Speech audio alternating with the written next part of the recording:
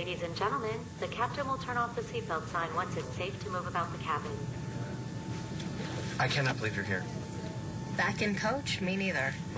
If you had any sense, you would run as far away from me as possible instead of following me while I chase down my dead fiancé. Well, any chance to go to Rio. Except who knows what we'll find when we get there. Did you just ask me my name? After all this time I've been here, you haven't pulled my chart? It's Olenov. Alexandra Olenov. Oh, my God. What? That woman, she's my mom. Excuse me? The chart, por favor. What? What are you talking about? Remember how I told you that my mother abandoned me when I was a kid? That's her. Rex, don't worry about me, okay? I can help you. I want to help you. Why? You were just wasting your time, not to mention your money. How much did you pay for this ticket anyway? Please, not a dime. You know how many frequent flyer miles you run up in the international con game? Sadly, I only grifted domestically. But seriously, even if you do know Cutter and you can figure out what he's up to... I know what the man is going to do before he does it. And I appreciate that. Especially the Portuguese. Sim. But you're flying 5,000 miles to a foreign country. You don't have to do this, Aubrey. What are you doing on this plane? Okay, it's because of Roxy. Okay, I was not expecting that at all. When I went to drop off Shane, she basically told me that friends don't let friends run off and chase ghosts all by themselves. Well, it sounds like Roxy, except all the words are right.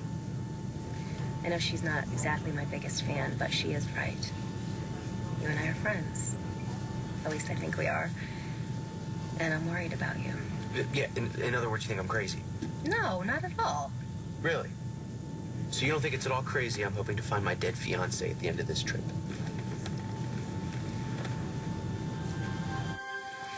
That's crazy.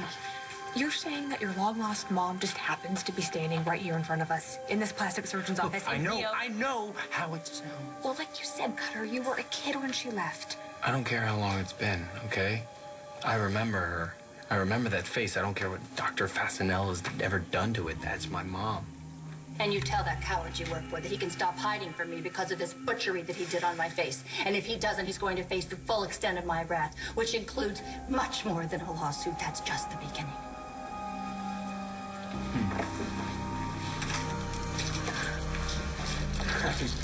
No, you're not going anywhere.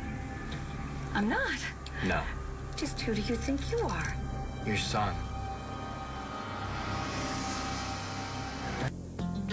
Excuse me, did you just say that you thought I was your mother? You're Alexandra Wentworth, aren't you? Oh, Alexandra Wentworth is George Stephanopoulos' wife, and I'm Alexandra Olenov. You were married to William James Wentworth, Jr., a.k.a. Billy Joe Wentworth, a.k.a. Dad. I'm Cutter Wentworth, your son. Oh, that's ridiculous. As if I'm old enough to have a son your age, hot stuff. You must have me confused with someone else. Cutter, maybe you've made a mistake? No. No, I may have been a kid the last time I saw you, but I remember. You abandoned me and my sister. You remember Aubrey, don't you? I'm sorry, I don't know what you're talking about. Oh, do you at least remember my father? You made off with all his cash, not to mention his sweet little red convertible, drove off into the sunset. Excuse me, if you have a panic button on this desk, you need to push it right now. We have a very unstable young man out here. I don't think you're crazy, Rex. Well, you're the only one. Maybe a little troubled. And provoked by Cutter. Listen, I don't know what his game plan is, but it's a long con that somehow involves this ringer for Gigi. And if you don't get to the bottom of it, you're never going to find any peace. That, I don't think, is crazy. Well, I'm not sure you'll still feel that way after I tell you what I saw at the airport. Besides Gigi. What? What did you see? Okay. The only reason that I went back to the gate, the only reason that I saw Gigi board a plane for Rio in the first place was because when I was leaving the airport, I looked up at the arrival and departures board. But instead of seeing flight numbers, I saw the words, "Don't give up." Don't give up.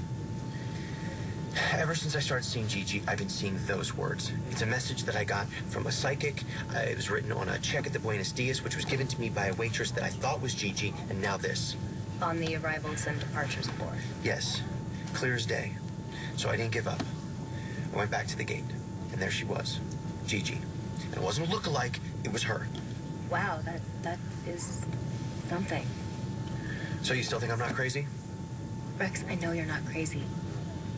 Bocha este enamorado. You're in love. People do crazy things for love. That's not the same as being crazy. What's driving you is your love for Gigi. That's what all this is about. Yes, but all of this is impossible. Everything that's happening can't be happening. Nobody could look that much like Gigi and not be her. How do you explain that? Or all the don't give up message? How do you explain any of it? I can't. Exactly. But there is an explanation, Rex. And it's in Rio de Janeiro. With Cutter. There's no magic button that's gonna solve this for you, Excuse Mom. me. Wait, please. My friend is pretty certain that you're his mother. Is there any chance? Your friend is very attractive and very wrong. Goodbye. No. You're not going anywhere. Young man, you are very attractive and very deluded. You think you can just walk away from us? I never walked away from you. But clearly someone did. And it's very unfortunate. But let's face it, we all have tragic pasts. We all blame our parents for our present circumstances. But obviously, you're doing very well. Obviously. Yes, and your sister, who you say I left, I'm sure she's doing just as well. And that man, William, that you say that I married, I'm sure that he got over his tragic loss, no matter how shattering it may have been. Got over it. Yeah, he did get over it by blowing his brains out. Oh, God. Not Willie. I knew it. You're my mother. Yeah. Yes, I suppose I am. Even if there is a perfectly good explanation for all of this, even if all we have to do is find Cutter, we still have to find Cutter in a city with 6 million people. I know it seems impossible. No, it doesn't just seem, it is. Just don't think about that right now. Well, how can I not? Excuse me. Do you have any magazines or crossword puzzles? I'm afraid I'm all out. But I do have this. Oh, perfect. Thanks.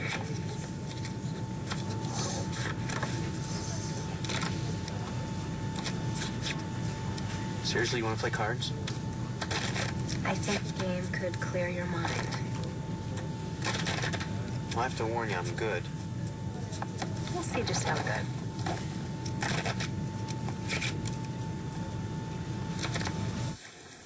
I'm sorry I lied before.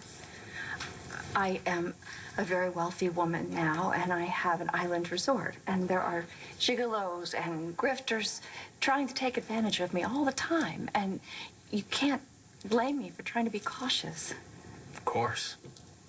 And to tell you the truth, I wasn't quite sure for sure it was you. It's been a long time. Oh, just a few decades, during which time you never thought once to check on the family that you destroyed. I didn't know anything about Willie. You never asked. You never looked back. You never wanted to check in on Dad after you took his money and ran. Not to mention check in on maybe your little son and daughter. Although you never really did care about Aubrey, did you? Stop. How is Aubrey? She was so sweet. Not much to look at, unfortunately. She took after your dad's side of the family, but she was so sweet. Aubrey was your ex-girlfriend, the block. Oh, my God, it's worse than I imagined. I left a trail of incest in my wake. No, not that Aubrey. The real Aubrey, my sister, the one whose life you wrecked too. You poor motherless things. I am just so sorry. So sorry. That's great. What could this so sorry do me?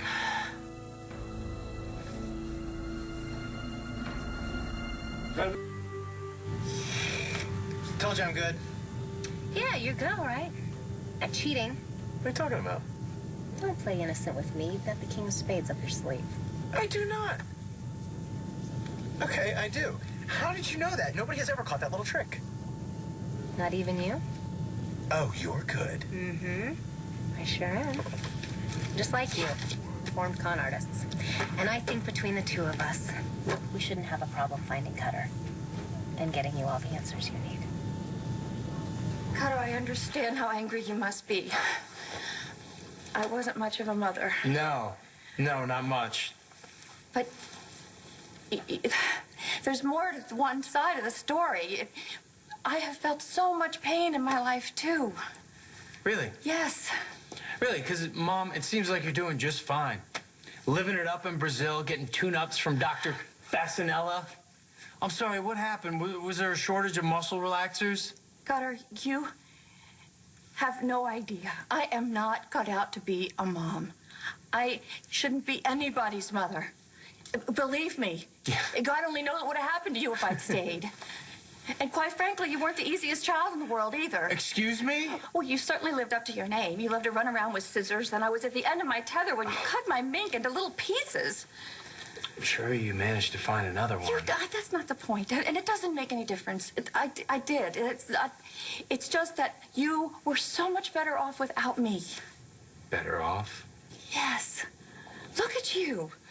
You're healthy. You're handsome. And Aubrey, I'm sure she has a great personality. You really think we were better off? Parentless, unloved in foster care. We couldn't even get Dad's life insurance because he killed himself. I didn't know that. But there is a lot more to the story that you don't know. I've had a very difficult and complicated life, more complicated and difficult than you could ever imagine. And I wish that I could have a chance to tell you my side of the story. I'd like that. Actually, I would. I'd like to hear your side of the story, but not here. Someplace quiet, maybe, where we could talk alone. Thank you. Thank you. Thank you so much.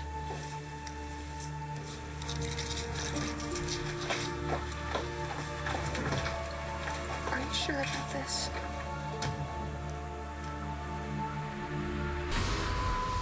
Do you really think this is a good idea for you to be alone with her? Why wouldn't it be? Because you're so angry and your mother is, well, she's a little weird. Don't worry about me. I'll be okay. Okay. You must be so overwhelmed. I have no idea what this feels like. Thanks.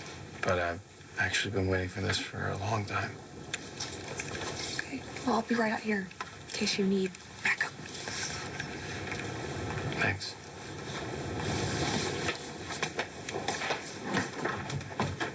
Oh, good. You are a genius. I told you I could help you, and not just because I speak a little Portuguese. How did you know which cab driver to show Cutter's photo to? Cutter always gets the cab with the oldest driver. He figures the older the driver, the less he'll remember who got in his cab. Except that didn't work this time. No, not only did he recognize Cutter, but he remembered where he took him. And then he had a woman with him. Who was wearing sunglasses. Sorry, he couldn't tell if she looked like Gigi's picture. What is this place anyway? Dr. Fasanella? Why would Cutter come all the way to Brazil to see a doctor? I don't know. We're gonna find out.